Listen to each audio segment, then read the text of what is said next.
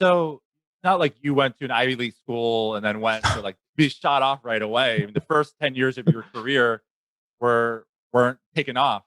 So what do you how did you kind of do that for yourself? Was there a series of moments? Did you get coaching to be able to realize that the results you were creating weren't what you wanted, and then to really do the work, think bigger? Yeah, that's exactly what happened. So I my background was in acting. And I think that being an actor and doing it at a high level, right? I mean, I mean, I didn't have like a lot of success in my career, but like as far as the training I was having and all that stuff, it was at a very high level.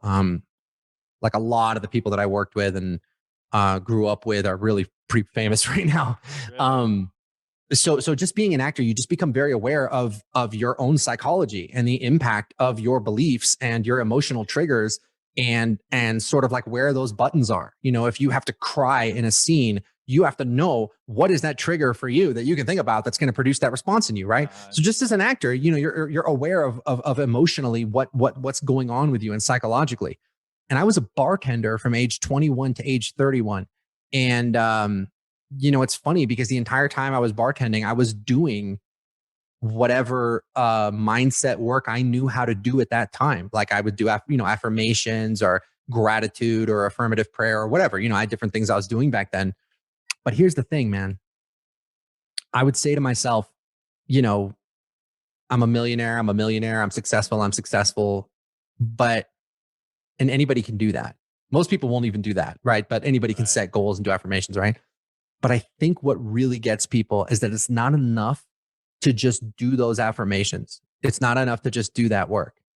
You can't tell yourself, thank you, thank you, thank you, that I'm a multimillionaire for 15 minutes out of the day, and then spend the other 23 hours and 45 minutes living in a way that completely contradicts that.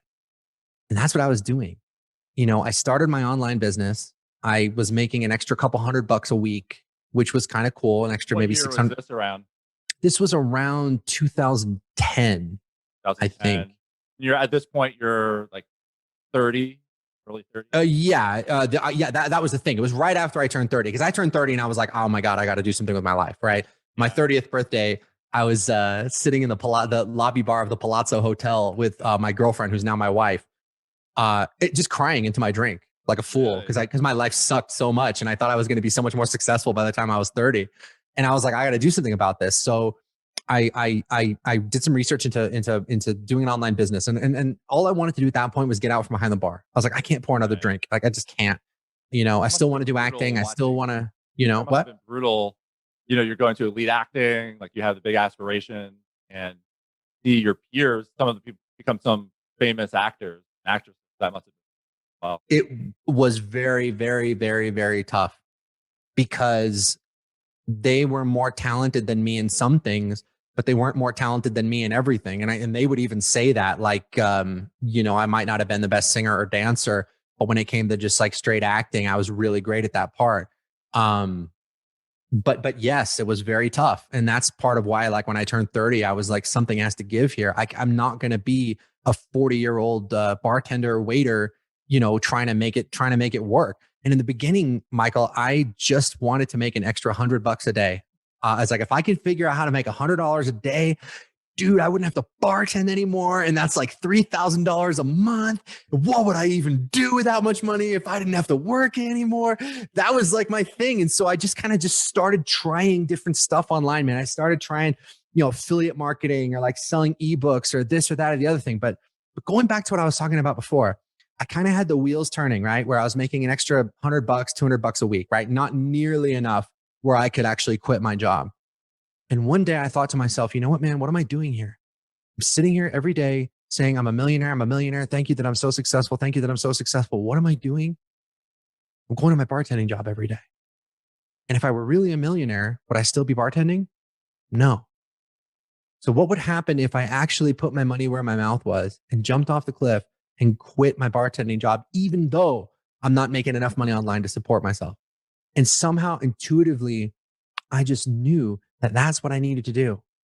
And so I took that risk and I quit my job and I figured, what the hell, man? If it goes south, I could borrow money somehow, some way, stay alive, and then get another bartending job. But if it goes right, this could change the rest of my life. And I remember on my last day, I don't think I've talked about this before. My last day, I walk out of the bar really happy and excited and elated. And I get in my car and I turn on the radio, and just randomly that song Ribbon in the Sky by Stevie Wonder was playing. And there's this amazing part where he goes, we can't lose if God's on our side. I find strength there in the tears we've cried, or something like that. And when I turned it on, it was right at that part. And I remember just like sitting in my car, like crying and like sobbing with joy that I'd finally gotten out from behind the bar. Wow. And I felt alive for the first time in my life, because whatever was going to happen to me was my doing. It was my destiny at that point. When I was a bartender, I was just very aware that I could get fired at any minute. I didn't think I was going to get fired, but like a lot of people around me got fired, and for apparently no reason. So it was just like my fate, my future is in someone else's hands. My manager has a bad day, he fires me, it's over. For the first time, if I was going to succeed or if I was going to fail, it was on me. And I felt that in a really powerful way. So I went to bed that night, ecstatic, excited, filled with enthusiasm, woke up the next morning in absolute mortal terror of just like, what have I done? But what was crazy was that fear and adrenaline. I've never worked harder in my life. I've never been more focused in my life.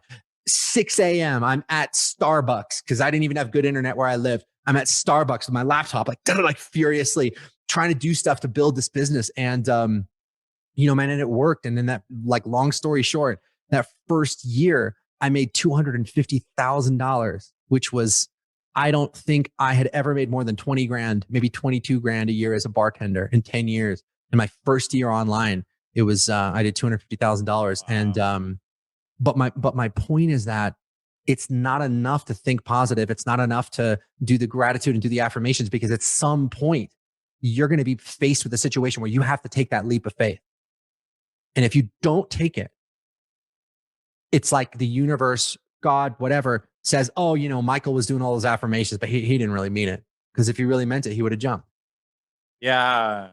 So, and you've had to do this over and over. I remember when we were working together, you were at $1 million, 1.5 million, and you were saying we're going to do $10 million next year. You said it very confidently. Like, I was like, okay. I mean, acting. Normally, you're at 1.5. You're like, okay, let me go to 2 million or something like that. Yeah. And then now you're talking about going to 50 million, and then over 100 million mm-hmm. inside the company.